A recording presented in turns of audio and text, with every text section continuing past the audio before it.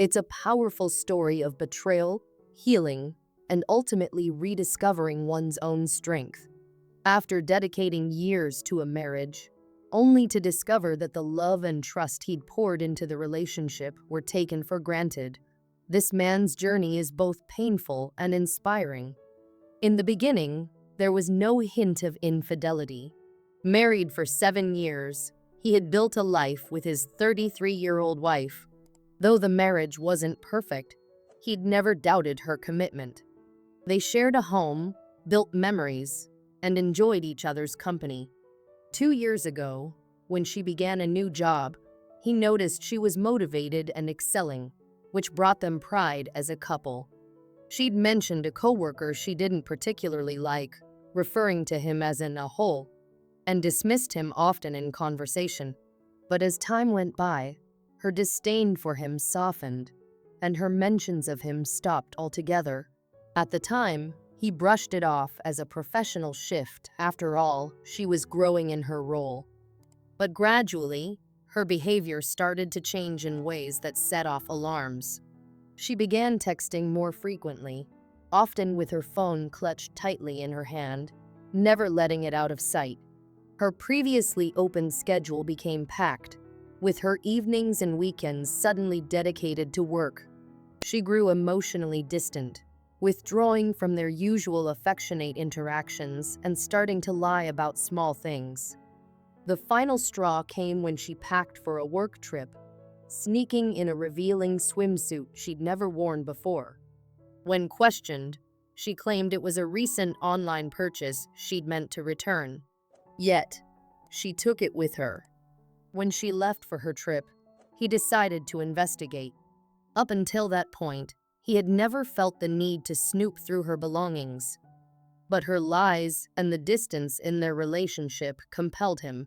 As a private investigator by profession, he had the skills and resources to uncover the truth. And so he placed a GPS tracker in her car, legally entitled to do so since it was in his name. What he discovered broke his heart. Upon her return, her deceit became clearer. She said she was spending a quiet day running errands, yet her GPS indicated she was at a Chipotle restaurant, a detail she tried to lie about when he confronted her.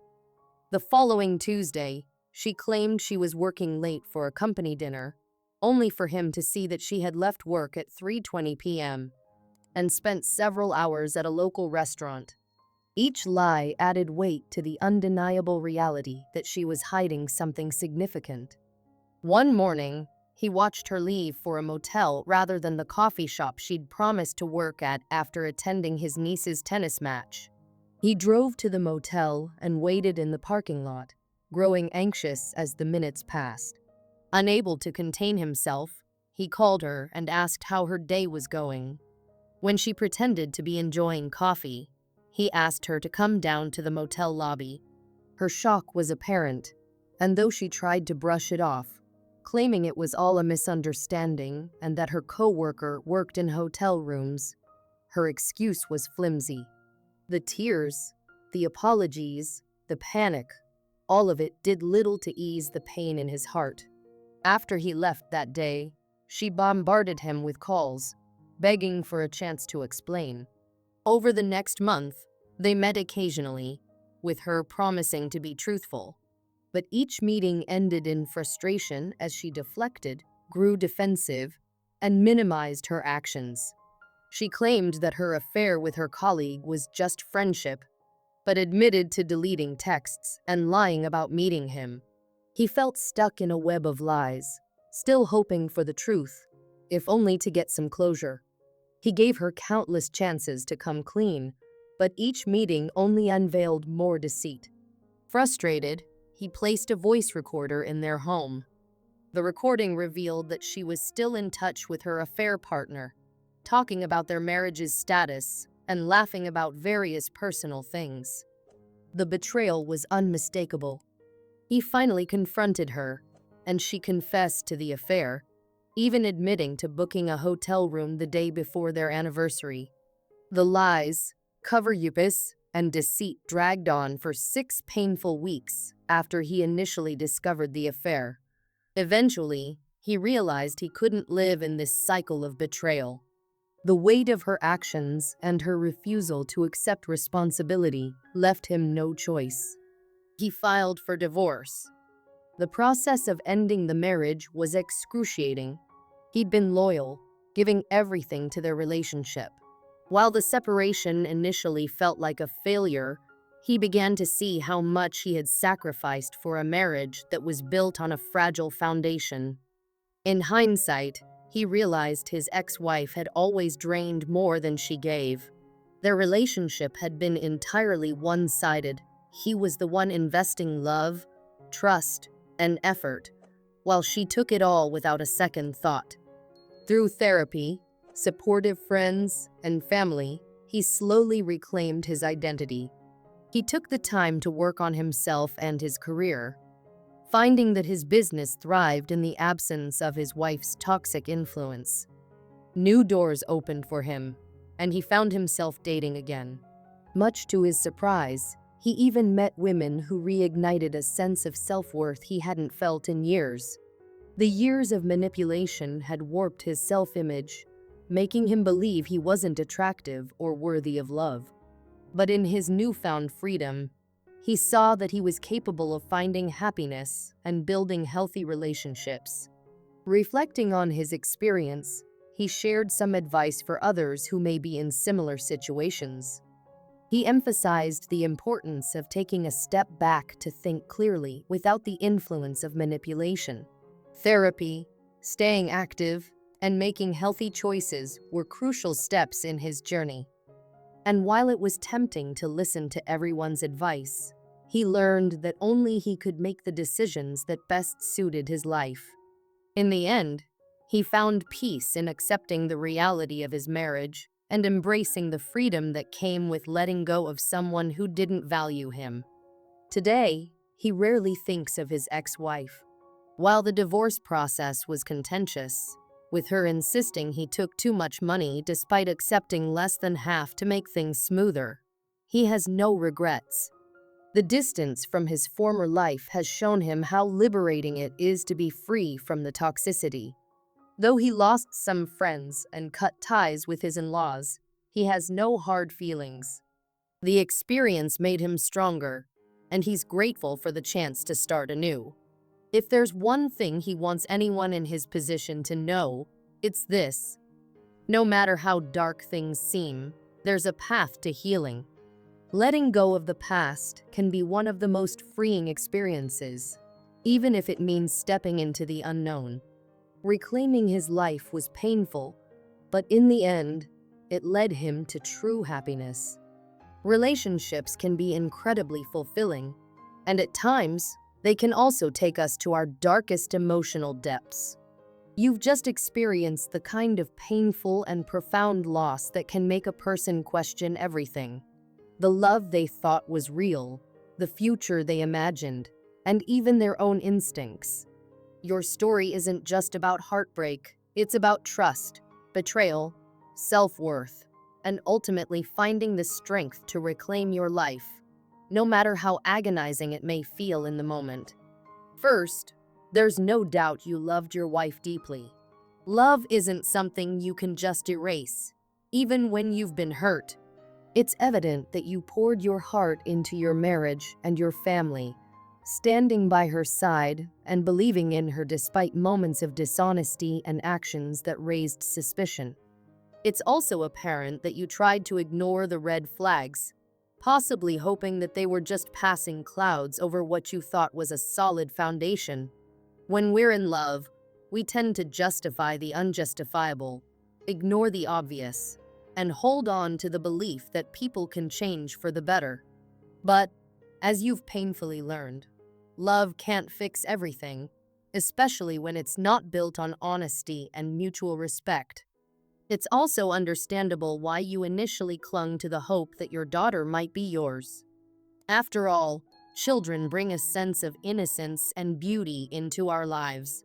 They're a living testament to love, commitment, and the future we want to build. When you found out that neither child was biologically yours, it wasn't just a revelation about genetics. It was a shattering of your identity as a husband and a father. You had invested yourself fully in the role of a father, and for years, you cherished and cared for your son as if he were your own. Walking away from him wasn't a matter of disregarding him or failing to love him. It was an act of survival. Sometimes, loving yourself means making incredibly tough decisions, even if others view them as selfish or heartless. The guilt and shame others are attempting to place on you are also natural reactions from people who see only the surface of your story. Society often expects men to be the rock, to suppress emotions, and to step up regardless of personal suffering. But realistically, this expectation is unsustainable. It's unfair to demand that you continue sacrificing your well-being just to maintain appearances, especially after all the betrayal you've endured. A relationship built on manipulation and lies cannot foster a healthy environment for anyone, not for you, not for your son, and certainly not for the children involved. It's crucial to acknowledge that despite everything, you've done your best. You didn't walk away without consideration or remorse. The decision to leave must have weighed heavily on you, and you likely spent countless nights wrestling with guilt, anger, and sadness. Leaving your son, a child who loved you and whom you loved as your own, was far from easy. No matter how much anger you felt toward your wife, you didn't let that anger color your treatment of him. You took the time to explain your decision to him in a gentle and honest manner. That takes strength. Many would avoid that conversation entirely, but you faced it head on. You showed him respect by being truthful, and in doing so, you left the door open for him to understand the complex circumstances surrounding your decisions someday. Your story is also a testament to the pain of loving someone who isn't right for you. Relationships that swing from one extreme to another, from sweet affection to cold detachment, are often fraught with insecurity, as you observed in both your marriage and your relationship with your ex-girlfriend. While some people might view her as the one that got away, you wisely realized that she could never be that. Her actions spoke louder than her words, and you saw that clearly. Love may be patient and kind, but it is not a one-sided sacrifice. Real love doesn't demand that you feel inferior or cling to someone who alternates between warmth and distance depending on their mood or agenda. The finality of your divorce and the breakup of your recent relationship are not failures, they are markers of growth. You had the courage to walk away from situations that weren't serving your well-being, even when those choices were met with harsh judgment from those around you. People may not understand the full extent of your pain and the sacrifices you made, but they don't need to. You know your truth, and that is enough. As you move forward, remember that this is just one chapter of your life. You are not defined by the betrayal you experienced or the harsh words of those who don't understand. Your journey is far from over, and there is still time for healing, self-discovery, and perhaps one day, love built on mutual respect and trust. It's okay to feel angry, hurt, and even repulsed by what you've gone through. Those emotions are part of the healing process, a way for your heart and mind to make sense of everything. You're not a monster for choosing to prioritize your well-being, and you're not a villain for deciding to let go of a role that would only breed resentment if you forced yourself to stay in it. In the meantime, take pride in the fact that you have endured. You are standing up for yourself in ways you might never have imagined before, and that is a powerful testament to your resilience. Betrayal may have cast a shadow over your life for a time, but shadows don't last forever. In the future, you may look back on this as the moment you reclaimed your life and chose to prioritize your happiness and well-being. For now, give yourself grace and time to heal. Lean on the support of those who truly understand and value your perspective, and let go of the expectations others have imposed on you. You owe it to yourself to live authentically, free from the constraints of others' opinions. The right people, those who truly care about you, will understand and respect the difficult choices you've made. In the end, the most important thing is that you chose to act with integrity, putting an end to cycles of deception and choosing a path that, while painful, is ultimately healthier for you and everyone involved. This process may have been marred by loss, anger, and profound disappointment, but you've emerged with clarity and a renewed sense of purpose. May this be the beginning of a chapter where peace, understanding, and authentic connections find their way back into your life. The conversation became tense. Although I tried to calm her down and end things peacefully, she kept saying I'd wasted her time and wasn't a real man. It ended on a bitter note. Later, she texted, wanting to end things on better terms, and suggested coming over to talk about our relationship. When I saw her, she looked more attractive than ever. We agreed to openly share our issues.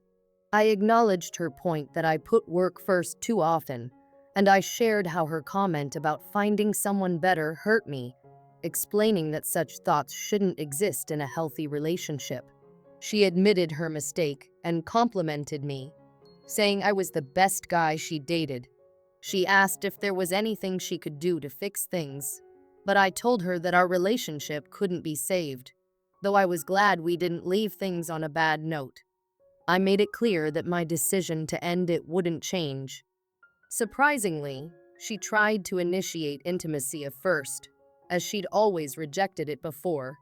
It ended up being more enjoyable than our previous encounters. Afterward, she asked me to take a day to think things over and assured me she'd do whatever it took to make things right.